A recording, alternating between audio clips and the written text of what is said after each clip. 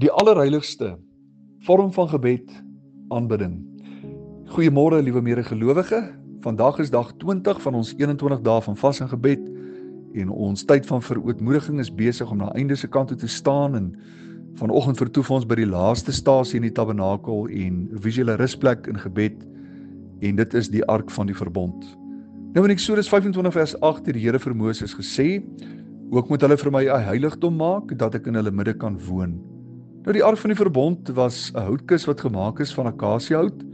Die kus was oorgetrek met suiwer goud van binne en buite en daar was 2 draaghoute aan weerskante. 'n Goue kraans om die deksel en bo-op was 'n deksel van suiwer goud, ook genoem die versoendeksel.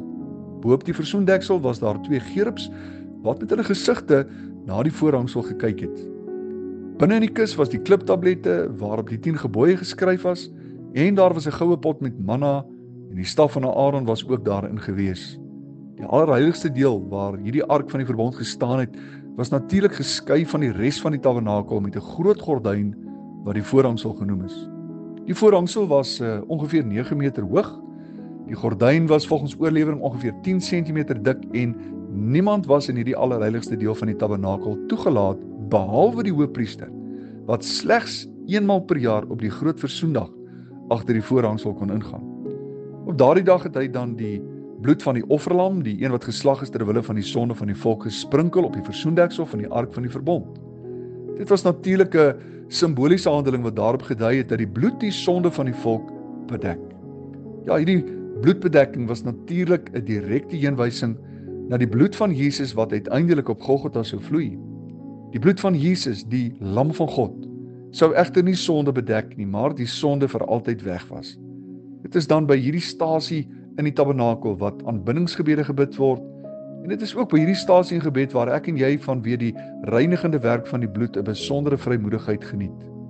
Ja, daar is 'n plek in die gees waar ek geborge en veilig voel omdat ek besef dat die lam van God, dit wat skeiding kon maak tussen my en God, finaal uit die weg geruim het. Dis 'n plek van rus. In Hebreërs 4 vers 1 tot 10 hoor ons onder andere, want wie sy rus ingegaan het, rus ook self van sy werke. Ja, dis 'n plek waar geen veroordeling is. Dis ook 'n plek waar ek herinner word aan my nuwe verhewe troonposisie en Christus identiteit. Ja, dis 'n plek waar ek God se teenwoordigheid op 'n spesiale en intieme wyse mag ervaar. Soveel so dat ek by tye selfs mag voel of God tasbaar teenwoordig is. Nou, in Hebreëus en Griekse taal vind ons 'n paar woorde wat aanbidding beskryf, maar binne die betrokke verband van gebed kyk ons na 2 spesifiek. Die eerste een is die woordjie shaka. Dit beteken om neer te buig of neer te buig. In Psalm 95 vers 6 lees ons, kom, laat ons aanbid en neerbuig. Laat ons kniel voor die Here wat ons gemaak het. Sien ook Eksodus 34:14. Nou in die Grieks vind ons weer die woordjie proskuneo. Dit beteken om die hand te soen as 'n daad van bewondering.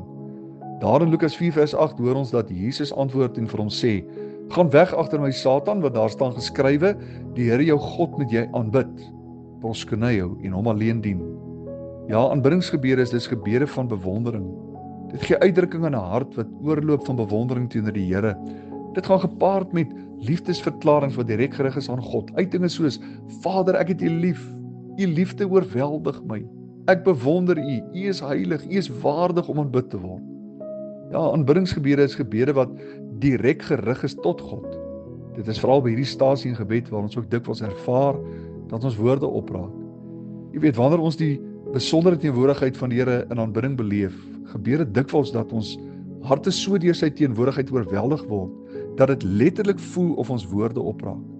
Ja, wanneer die profeet in Jesaja 6 die Here sien sit op sy hoë en verhewe troon terwyl sy so met die tempel vul, hoor ons Jesaja as volg op die teenwoordigheid van die Here reageer. Hy sê, toe het ek gesê, wee my, ek is verlore. In die King James vertaling staan daar geskrywe, then said I, woe is me, for I am undone. Hierdie woordjie undone wat hier gebruik word beteken letterlik to be dumb or silent. Ja, in die teenwoordigheid van die Here het Jesaja se woorde opgeraak. Dis egter hier waar die Heilige Gees ons te hulp snel en ons ook in staat stel en met God op selfs 'n dieper vlak te kan kommunikeer. Natuurlik verwys ons hier na die wonder van talespraak en gebed. Ja, Paulus verwys hierna in Romeine 8 vers 26 en 27 wanneer hy sê, en net so kom ook die Gees ons swakhede te hulp, want ons weet nie reg wat ons moet bid nie, maar die Gees self tree vir ons in met onuitspreeklike sigtinge.